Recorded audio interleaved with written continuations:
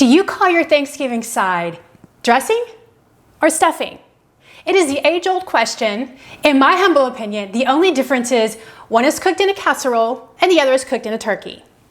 But what if I told you there's something even better than this classic side? Neither dressing nor stuffing. It has its roots in England.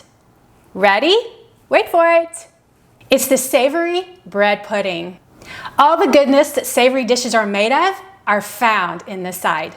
Not only that, but my version here is friendly to both gluten and gluten-free eaters alike. That's right, one recipe for both. Now that's a Thanksgiving. Imagine a custard-like dish with eggs, cream, herb-infused, butter-soaked bread surrounded by fresh herbs, your favorite sautéed veggies, and the best international cheeses to include my faves, ooey gooey Gruyere and tangy Parm or Pecorino. We're using Pecorino today. Heaven on a plate if you ask me. But if meat is a must, please don't leave, because guess what? You can always add in cooked ground sage sausage, cooked crumbly bacon, or crispy fried pancetta. Yum! Welcome to Summer Bakes the World. Summer here, baking traditional dishes from around the world, providing history and some tips, so join me whether in my kitchen or yours, and together we can discover the world. Our recipe today is not a bread bake, but a bake with bread. Thanksgiving here, and there's just so much to do. Although I do bake our Thanksgiving rolls, I do buy my bread to make in this dish because there's just not a lot of time. However, you can easily bake your own bread and then freeze it, let it thaw, and use it in this dish when you're ready. This ooey gooey, cheesy, herbaceous, savory bread pudding, oh, that's a bit of a mouthful, is my recipe that I've developed over the years using my preferred ingredients. However, you can easily make it your own by substituting the ingredients that you aren't a fan of with something that you do like, and then just call it your own. Let's look at the ingredients, and we have quite a few today. But trust me, it is totally worth it. This massive ingredient list includes half a pound of crusty bread, half a pound of gluten-free bread. That's right, this is a twofer. 2 dishes, 1 recipe, everybody happy. Olive oil, fresh thyme, fresh rosemary, garlic, butter, assorted mushrooms, leek, celery, mixed peppers, fresh parsley, half and half, broth or stock, eggs, salt, pepper, pecorino, and Gruyere. For the detailed list of all of these ingredients, see the recipe in the link in the description below this video. Our first step is to preheat the oven to 375 degrees and prepare our pans, basically just spraying them or coating them with butter. You have a choice of pans in this case. If you're going to make one bread pudding where you're using either bread or all gluten-free bread, then you can use a big dish like this. This is a 4-quart casserole dish. If you're going to break it up like we're doing today and divide it so that you have 1 gluten bread pudding and 1 gluten-free bread pudding, then you're going to want 2 casserole dishes. And these are the same size. These are each 2-quart dishes. Both pans have been sprayed with cooking spray and they are ready. Our second step is to prepare the breadcrumbs, which I've actually already done. If you choose to make this an all gluten or gluten-free recipe, then just use a pound of bread, whichever you prefer. I have a gluten bread version over here, and then I have a gluten-free bread over here, and I tagged my gluten-free bowl so that I know where my gluten-free bread is. Now, if you're dealing with someone who has celiac disease, you want to be very, very careful not to cross-contaminate your utensils, your bowls, and even with your hands touching one to the other. In my case, I just have a gluten intolerance, so I haven't noticed that cross-contamination really hurts, but I'm still going to be careful, and I don't want to mix them up because I don't want to eat this one over here, but Scott he'll be happy. You can do this ahead of time, and cutting your bread up is stick it in the freezer. I did cut mine into about 1/2-inch cubes. I like a little bit of a smaller cube than a larger one in my bread pudding, and I also left the crust on. You could remove the crust and cut it off if you choose, but I like the chewiness in my bread pudding, so I left the crust on. So here we go, 1/2 pound of each, glutinous bread and gluten-free bread. We're over the stove for step 3, which is to infuse our oil and herbs. And this is the mixture that we're going to toss with our breadcrumbs and then toast them in the oven for 20 minutes. 1/4 cup of olive oil into our saucepan. To that, we're going to add 1 large minced garlic, which I actually have 3 small garlic cloves here that are minced. And then we're going to add minced rosemary. I just added about 2 to 3 teaspoons, and I just eyeballed it. I didn't actually measure it, but I use a lot of herbs because I like them. Now we're going to add 4 teaspoons of minced thyme. We're just going to keep the heat on low, and we're going to allow about 5 minutes for the herbs and the garlic to infuse the oil. If you could only smell this garlic and herb infused oil filling my kitchen right now, oh, you would have a smile on your face. There is no doubt about that. Our mixture has been on the stove for 5 minutes. It is ready to go. We're gonna turn it off. So now we're just gonna add it to our bowls of bread and stick them in the oven for 20 minutes so they can toast up. So our fourth step is to coat and toast the breadcrumbs. I have about 1/3 cup of the oil mixture. I just put it from the saucepan into a measuring cup. And I'm just going to put about half of it in my gluten-free bread and then the other half over here into my gluten bread. And remember, we marked our bread bowls so we know the one with the paper on it's gluten-free. I'm using 2 different spoons, and I also have 2 different type of spoons so I can tell the difference between the 2. And then we're just gonna mix this up, evenly distribute the olive oil and the breadcrumbs for both of them. So I have 2 cookie sheets lined with foil. The gluten bread is gonna go in one of them. The gluten-free bread is gonna go on the other. That's our gluten-free version. Spread them out because it's gonna take 20 minutes for these guys to crisp up. Both are ready to go, and we're simply gonna just put some salt on both and then add some pepper too. You definitely want that salty, herby, garlicky, rich flavor. And now they're ready to go in the oven. 375-degree oven for 20 minutes until they're golden brown and crisped up. See you in a bit. So it's been 20 minutes. Their breadcrumbs are nice and toasted. This is the gluten-free bread here. So I'm just gonna put these breadcrumbs back in their original bowls. Remember, I tagged my gluten-free bowl. It has the white paper on it. Look how crunchy they are. Listen. That's the gluten-free bread too. It's not regular bread. So we're gonna put all these cubes back in their bowl. So now we're gonna put our gluten bread back in its bowl. Both seasoned bread is ready to go, so we're just gonna set them aside and go to the next step. Now we're ready for the 5th step, which is to cut and prepare our veggies. We're gonna have a pound of assorted mushrooms. I have cremini primarily and also like a 5-ounce package of shiitake. I wanna show you a quick tip about mushrooms.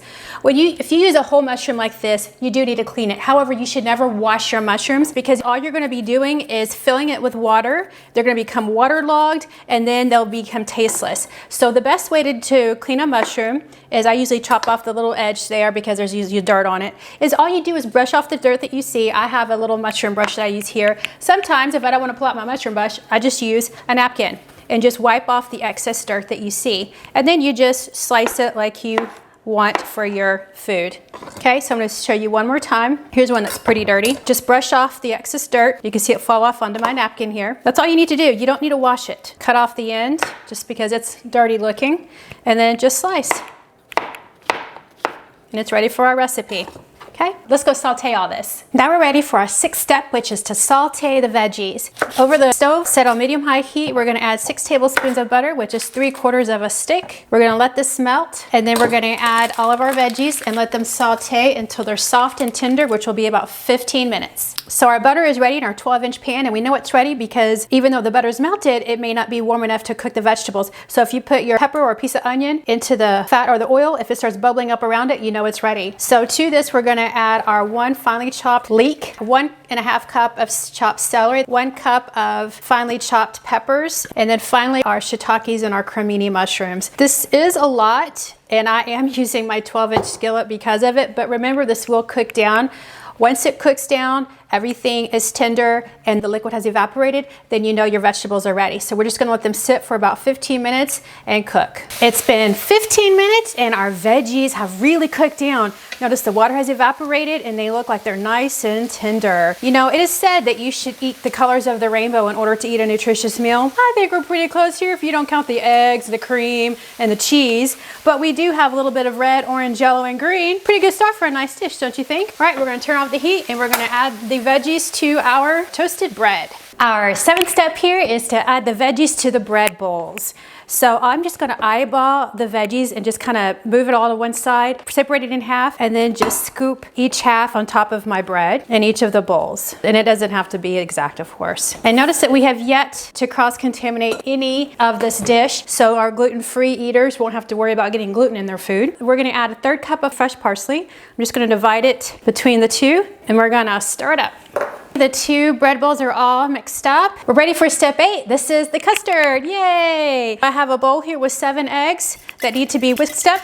I've got one more egg. Remember, when you are putting eggs in your dishes, you want to crack it in a separate bowl in case you get some shells in it or in case you have a bad egg. No one wants a bad egg in their dish, and you don't want to have to fish it out if you accidentally have one. Let's break up our egg yolks here. To this, we're going to add 2.5 cups of half and half with a cup of chicken stock. That's what is in this Pyrex container here. To this, we're adding 3 teaspoons of salt, 1 teaspoon of freshly ground black pepper. All right, so this is pretty well mixed up now. So let's add the cheese. I don't really measure my cheese, but this is about 1.5 cups of Gruyere shredded. We're gonna put in most of it. We're gonna leave a little bit out so we can top later the casserole. But you know what? I'm probably just gonna grate a little bit more later anyway. And then this is about 1/3 cup of finely grated pecorino. I have really enjoyed pecorino lately, so I've kind of been using pecorino instead of Parmesan. I know the Parmesan is the king of cheeses, but I love pecorino. So I'm putting pecorino on this, and I'm just gonna grate some more to put on top. This is the last bit that goes into our custard. We're gonna just do a little bit of a whisk here to make sure everything gets nice and wet and mixed in. Our custard's ready. Now you're probably looking at this and going, how in the world is she gonna get all of this into that? The bowls are small. Well, to be honest with you, I don't know. So we're gonna find out. I am just put it in spoon at a time because I don't wanna make a mess. So I'll do a couple spoons in one and then move to a couple spoons to the other. I actually started out with like 10 spoons of the custard in each, ended up putting about a total of 13 in each. So I didn't measure it, I just did it by spoons, but that spoon I was using was a little bit less than 1/4 cup, so I'm sure you could just kind of eyeball it, it would be fine too. And I'll be honest with you, when I look at the texture of the bread, I can't tell a difference from the gluten and gluten-free. The gluten-free bread cubes are just as crispy as the non-gluten. We have our greased pans ready to go. I'm not gonna tag my pans because I can tell which is which. As I'm pouring this into the pans, look at those herbs. They are so pretty. They look like a classic Thanksgiving dressing, stuffing, bread pudding, whatever you wanna call it. I like the bread pudding because it's so moist. You know what? I have never done this with gluten-free bread. This is a trial, so we're gonna see how it actually turns out. But I can't tell the difference just by looking at it. They look the same. This last little bit, we're just gonna sprinkle on a little bit more cheese, and I did grate some more cheese and shred some more cheese. I love cheese. I don't care how much cheese is in it, as long as it's ooey gooey and melty and it makes me happy. And then the last bit of pecorino.